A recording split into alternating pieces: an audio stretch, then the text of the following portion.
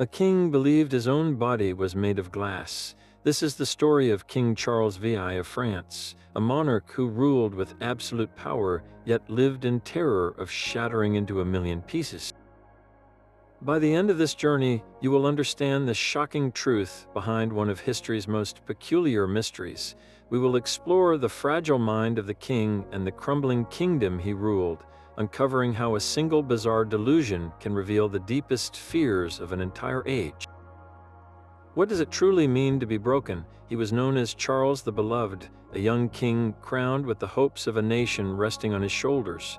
Charles VI of France ascended the throne in the year 1380, a monarch of just 20 years who charmed his people with his youth and vigor. For a time, his reign was a golden one, marked by prosperity and the admiration of his court. But this golden age was fragile, a thin pane of glass waiting for the first crack to appear. The first signs of his unraveling mind emerged during a military campaign in the summer of 1392. In a forest under the oppressive heat, the king suddenly attacked his own knights, convinced they were traitors. This violent, paranoid outburst was the beginning of a descent that would forever change him and his kingdom. The Charles the Beloved the people knew began to fade, replaced by a figure history would call Charles the Mad. His mind became a prison for a most peculiar fear. He developed an unshakable belief that his body was not made of flesh and bone, but of glass. He lived in constant, paralyzing terror that the slightest touch, a stumble, or even a loud noise would cause him to shatter into irreparable pieces. This was not a fleeting worry, but the core reality from which he governed his life. Imagine the most powerful man in France, a ruler who could command armies with a word, now frozen in place, afraid to stand or walk. His courtiers had to devise elaborate strategies to coax him to move from his chair. He forbade anyone from touching him, a royal decree born not of arrogance, but of sheer, debilitating panic. To protect his brittle form, he commissioned special reinforced clothing, garments stiffened with iron rods and padded extensively to act as a cushion against the hard, unforgiving world. He was a king wrapped in a suit of armor designed not to stop swords, but to prevent his own body from exploding into 1,000 shards. His entire existence was governed by this delusion. Where others saw a throne, he saw a potential instrument of his destruction. A simple handshake was a lethal threat. The daily life of the court had to contort itself around the king's fragile reality, every movement and ceremony carefully orchestrated to avoid triggering his catastrophic fear. How does a kingdom function when its heart is too afraid to beat? While the king barricaded himself behind his delusion of glass, his kingdom was fracturing in reality. France was already locked in the long, draining conflict we now call the 100 Years' War, a brutal struggle with England that stretched across generations. The treasury was empty, the land was scarred by battle, and the people were weary. This was the pressure cooker into which the king's madness was dropped. With the monarch effectively absent, a desperate power struggle erupted at the very heart of government. Two noble factions, the Burgundians and the Armagnacs, turned the royal court into a battlefield of their own. Their feud was not a simple disagreement, it was a vicious civil war within a war, fought with assassinations, betrayals, and open street fighting in Paris. The king's court, which should have been the source of order, became the epicenter of chaos. You had powerful dukes whispering conspiracies in gilded hallways while their supporters clashed in the muddy streets below. The state was being torn in two, and there was no strong hand on the throne to stop it. This political vacuum created a domino effect of instability. Without a decisive ruler to command the army or manage the treasury, the war effort against England faltered. Taxes became more oppressive to fund a conflict that seemed to have no end, fueling resentment among the common people. The entire social order began to feel as precarious as the king himself believed his body to be. His personal terror of shattering became a powerful, unwitting metaphor for the nation's condition. Just as Charles VI feared a single misstep would break his glass form, France trembled on the brink of total collapse, where one more political misstep, one more lost battle, could shatter the kingdom into pieces. The king's fragile mind was not just a personal tragedy, it was a national crisis. His very delusion mirrored the deepest fear of every French citizen that their world, their society, was brittle and about to come apart. How does a country survive when its leader is a living symbol of its own fragility? His court physicians were utterly baffled. In an age without modern medicine, the king's terrifying condition demanded an explanation, and the answers they provided were a mirror of their time. Some whispered of sorcery, a malicious curse placed upon the monarch by a political enemy. Others saw it as divine punishment, a sign of God's displeasure with the king or his court. The most educated men in the room, the royal doctors, would have turned to the theory of the four humors. They believed the human body was governed by four vital fluids: blood, phlegm, black bile, and yellow bile. An imbalance, they thought, could corrupt the mind itself. Perhaps the king had an excess of black bile, leading to the melancholy and fear that solidified into his bizarre conviction. These explanations, from magic to medicine, were the best tools available to make sense of the unthinkable. They tried to cure him with potions, prayers, and even attempts to rebalance his body through bleeding, treatments that likely only worsened his suffering. Centuries later, we look back with a different lens. Modern psychiatry offers a new set of possible diagnoses for the king's profound break from reality.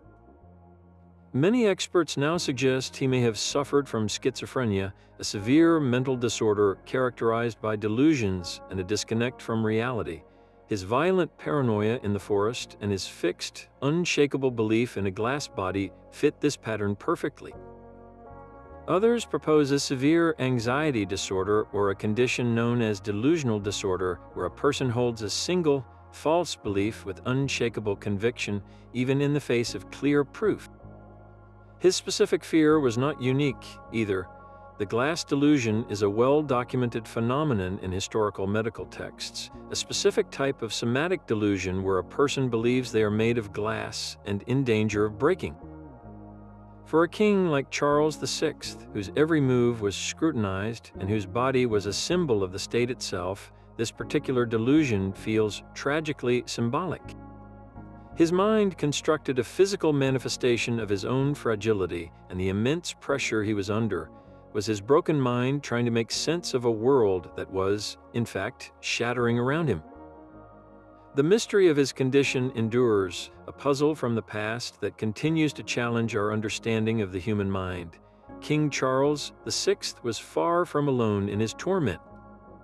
Across Europe, for nearly 2 centuries, a peculiar affliction haunted the minds of the educated and the elite. This was the age of the glass delusion, a shared cultural nightmare where men and women became convinced they were made of brittle, transparent material. A Spanish aristocrat refused to leave his chair, certain his glass buttocks would crack. A Dutch scholar walked the streets with extreme caution, fearful that a sudden jostle from a passerby would shatter his fragile spine. These were not kings, but philosophers, lawyers, and nobles, all gripped by the same impossible fear. Why did this specific fantasy, of all things, capture the imagination of the unwell mind during this period? The answer lies in the substance itself. Glass was the miracle material of the late Middle Ages and the Renaissance. Its production was becoming more refined, creating objects of stunning beauty and clarity, from ornate church windows to delicate drinking vessels. People were fascinated by this substance that you could see through, a material that seemed to defy the ordinary rules of matter. It was a symbol of modernity and sophistication, yet it possessed a terrifying duality. For all its beauty, glass was defined by its fragility. A single slip, one moment of careless handling, and a priceless masterpiece could be reduced to worthless shards. This physical property resonated deeply with the human anxieties of the age. In a time of great social upheaval, religious reformation, and scientific discovery, the very concept of the self was being questioned. The glass delusion became a powerful, literal metaphor for a feeling of profound, personal vulnerability. It expressed a fear that one's inner self, one's soul or identity, was exposed for all to see, yet dangerously unprotected. To believe you were made of glass was to feel that your entire being was both transparent and impossibly fragile. that the slightest pressure from the outside world could destroy you completely.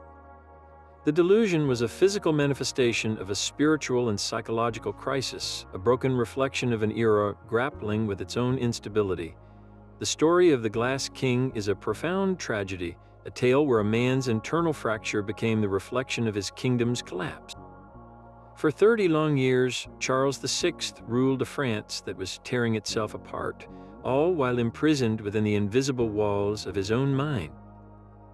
His personal suffering and the nation's political chaos were not separate events, but two sides of the same shattered mirror.